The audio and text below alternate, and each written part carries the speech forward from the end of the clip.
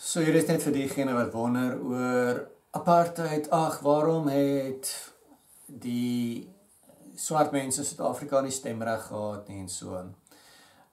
Mens moet net sien waar dit vandaan gekom het. Dit was 'n tyd waar selfs in Suid-Afrika dit was net vol bendes. So die Zulus was 'n bende, die Xhosas was 'n bende, die Khoisan was 'n bende. En die Zulus het nie gestem nie, het veral nie dat die Xhosas stem vir wie die Zulu se koning sou wees ensovoorts nie.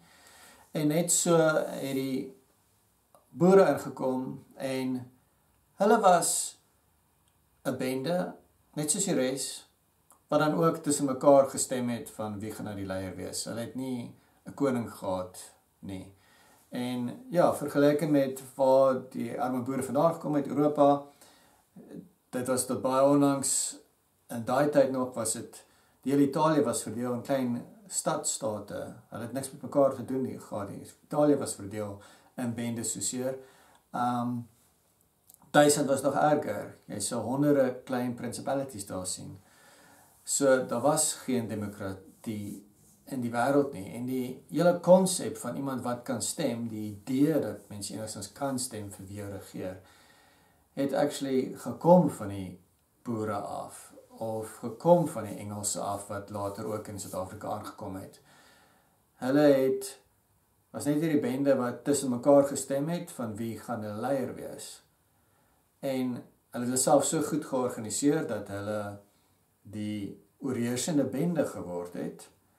En daar het 'n snaakse ding gebeur, dat die ander bendes, soos die Zulus, die Xhosas en so aan, en nou begin sê, okay, ons wil nou ook stem in julle bende.